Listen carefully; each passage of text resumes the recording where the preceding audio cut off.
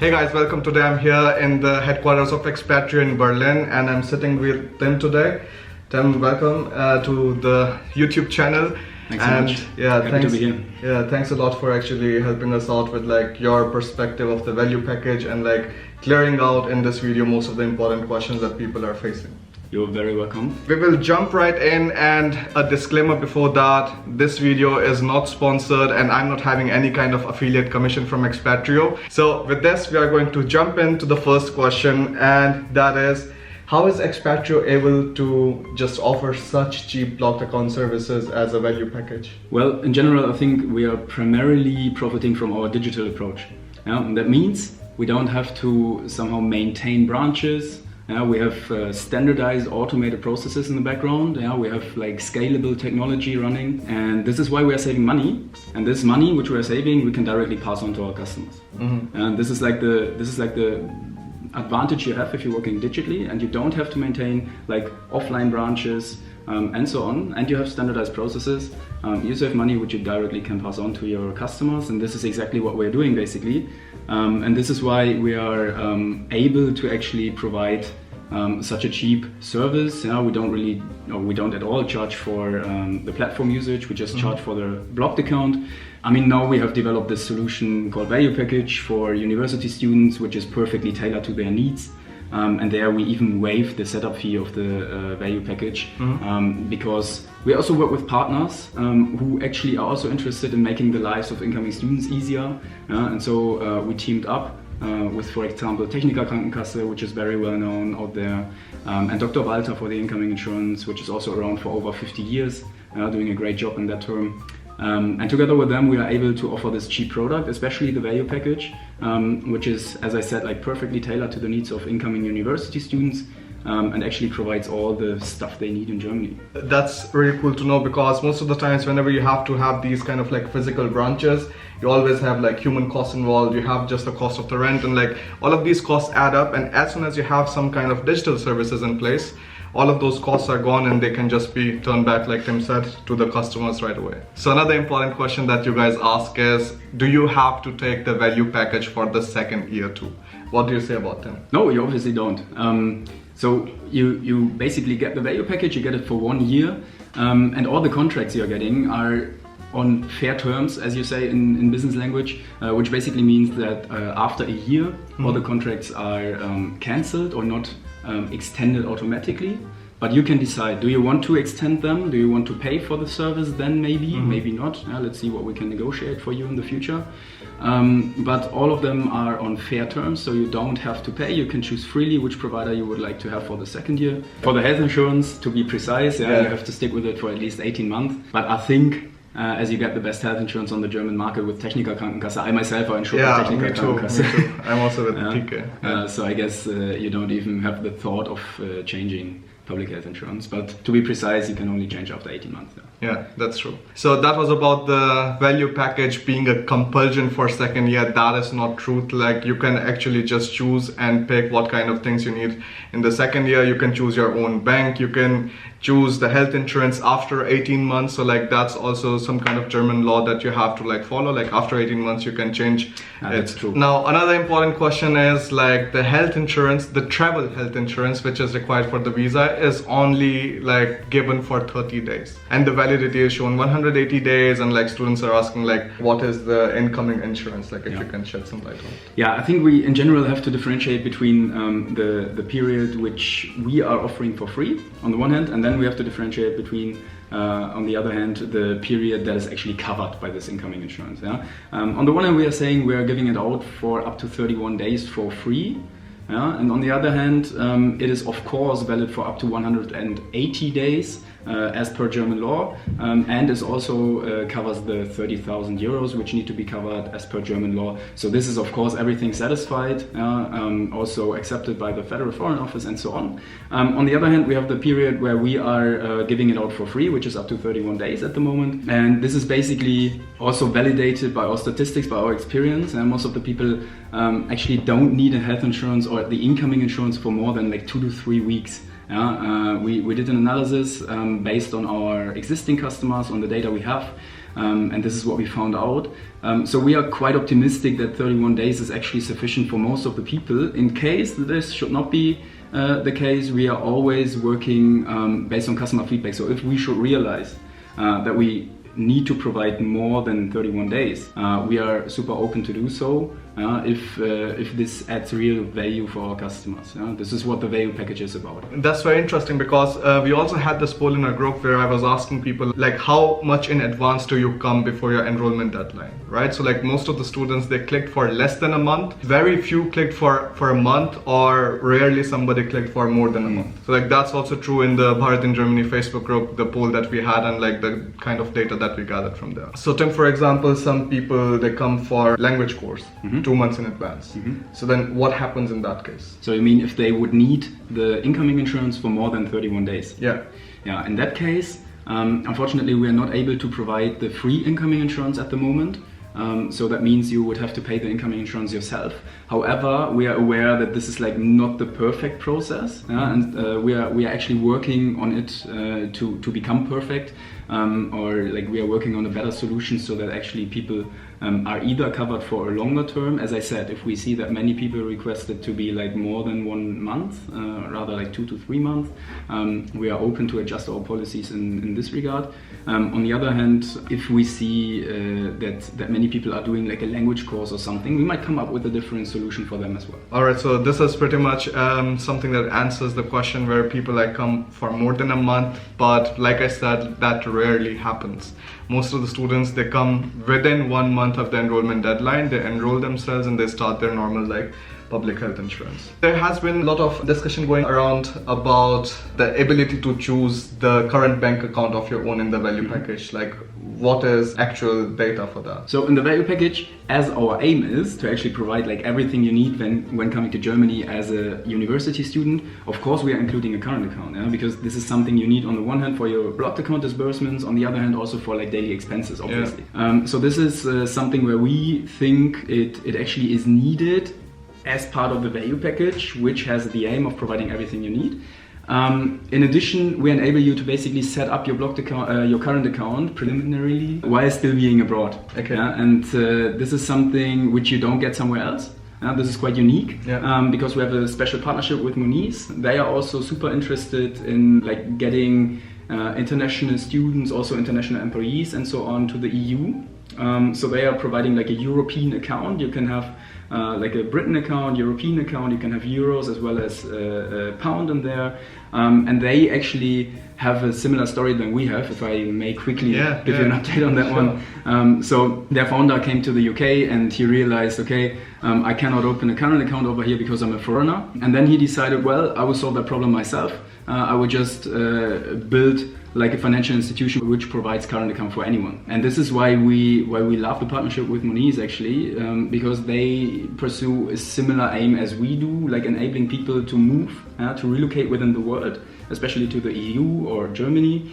This account is, in our view, it's quite valuable, it's quite cool, it's mobile banking, it has a nice user experience, and therefore we are including it for everyone. But if you say, I don't want this, I want, for example, physical branches, I want to go to Sparkasse, which is quite famous in Germany, you can of course do that as well.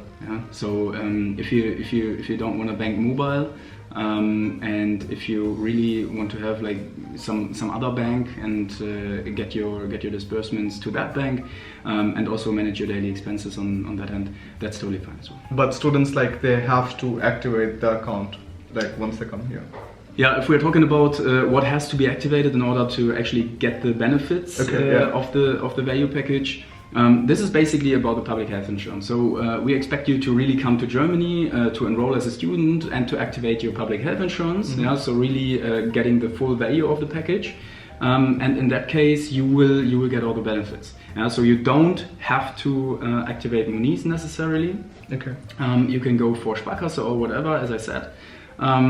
But we are setting it up at least preliminarily. No, I got it. Perfect. We at least set it up like this for you. But then if you let us know, I don't want to bank with Moniz, I want to bank with something else, that is fine as well. Okay, so the main thing is the public health insurance, and the bank account, like, they can get in touch with the customer support and like they can also choose something of their own. But I would still like recommend everyone to go for Moniz because I use it myself actually. I can show you the card, which is quite nice, I guess. Hide the numbers though. I will hide the numbers. Quite a nice card in my view. So this is, I think, quite a nice current account. And as I said, like they have a nice app. You can do everything mobile. You don't have to go to the counter or something, and a really nice user experience. So I would recommend anyone to also use it. And that's really cool. And I was also checking the website. It also shows that like the plan that is included in the value package, like you have like 6 withdrawals from the ATM, like absolutely for free. So like you don't have to pay for that. You can have your money transfers. You can do all of these kind of things. But Tim, here's like another question that people raise, which is like this bank is based in United Kingdom and I don't know, like that is not valid in Germany or something. I mean, I can totally understand that. If you're not coming from Europe or the European Union, you're probably not like completely used to like the benefits this union actually has. So in the European Union, you basically have a so-called Single European Payments Area, SEPA. You might have read about that already. And this is something which basically means it doesn't matter where in the EU you're banking, it doesn't matter with which letters your IBAN starts or whatsoever, everything is like equally treated in every country. So it doesn't matter if you're in Germany, you have a GB account, it doesn't matter if you are in, I don't know, Estonia, have an LU account or something. Due to the Single European Payments Area, everything is treated similarly. There are even discussions about like dropping the DE or like the 2 letters in front of the IBAN. Because it might discriminate certain countries or something. Like based on those discussions, you can also see that there is really like it's completely equally treated, and therefore it doesn't really matter if it's GB or DE or whatsoever. So like there's no problem whatsoever like when they're going for employment or like putting in the IBAN number of their Moniz bank account or something. No, there shouldn't be any problem. If you have like super restricted employers or something, there might be an issue because they are not used to like the new stuff or the new technologies. But usually there shouldn't be any problem. Many people are actually starting to use those challenger banks from the UK as well, like not only Moniz, but there are also others around. And like I don't know anyone who had problems with that. And another important thing is like if you think you're having a problem, like opening a bank account in Germany takes 5 minutes. You just need to have your passport, your city registration, your student immatriculation. Like that is also possible. So like in case you think that hey, like you know this is not going to work out or like the employer is having some problems with that, you just get the normal account too. Like it's not a problem and you can have like multiple accounts. Like financially it will make sense if you're not paying for them, but for example if you're in a physical bank account and many times you have to pay a monthly fee for that kind of bank account, then it would rather make sense that you just try to get it done with Moniz itself. Yeah, that's true actually.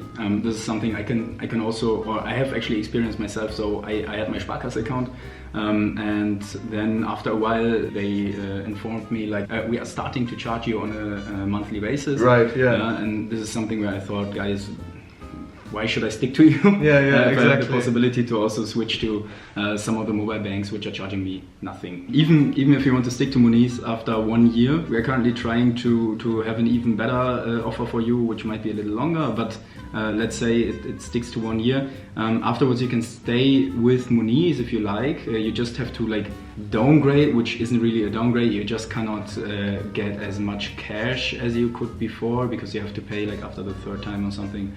So you have a little less freedom, I would say, on the account, but you can stick to Moniz and just have a different plan. Instead of the Plus plan, you would have the basic plan. So another question that you guys ask is like what happens in case the visa gets rejected? So Tim, what happens in that case?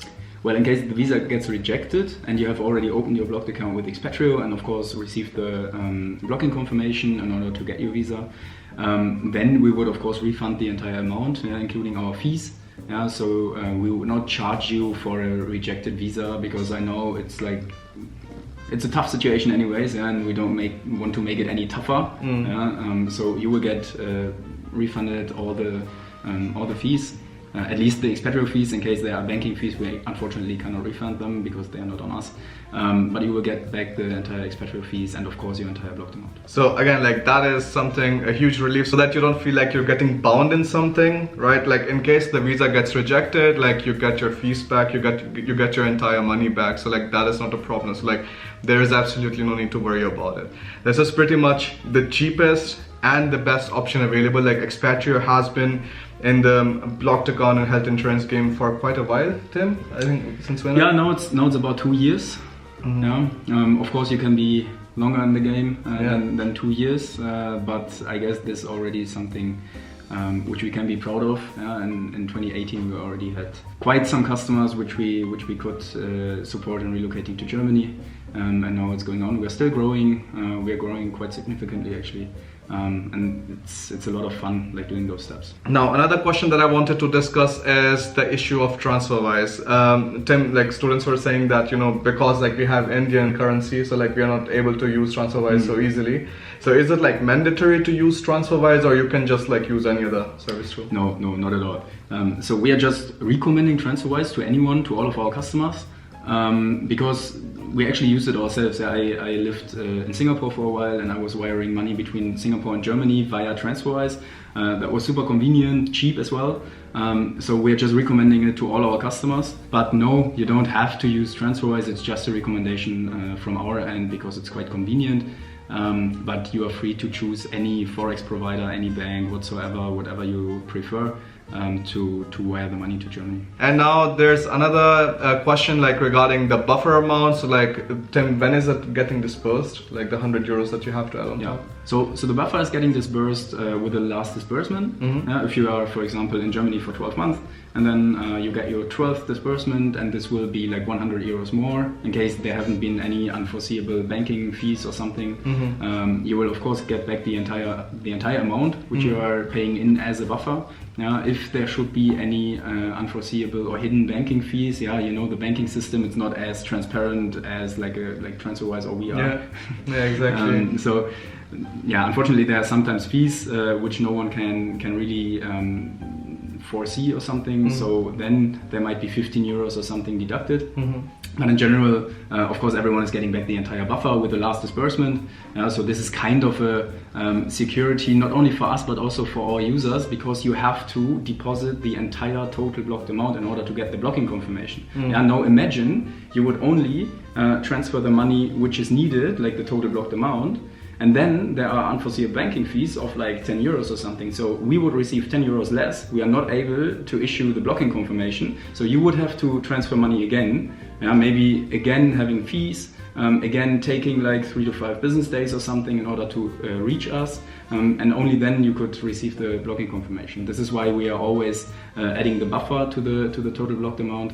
And of course, as I said, like it's getting reimbursed with the last disbursement. Okay, that's perfect. So that's also about the buffer amount. So like most of the times you don't have to worry about these things. Expatrio has pretty much the best reviews everywhere. A lot of students have used it, and it is very international. So like it's not just focusing on Indian market. They also have like people from South Korea, from Canada, from all over the world, like whoever wants to come to Germany, and have been doing a great service in that. So like one thing I can assure you, like I've been here, I've seen like how everything is working and how the team members are and everything, and it's a great company. They do care for customers. So like in case you have any kind of problems whatsoever, like you can gladly like write to the customer support, and if they couldn't help you, then like of course it gets escalated further, and like the managing directors can also get involved directly. So that was pretty much it. Thanks a lot for watching, guys, and share this video around, because I know there have been a lot of misconceptions about like different kind of like blocked account services, and I hope this video pretty much clears all of that out for you. With that, Tim, thanks a lot for joining in for the video, and I'll see you in another one. Thanks a lot for inviting me, and I hope this could clarify some of the open questions, and see you soon, guys. Bye.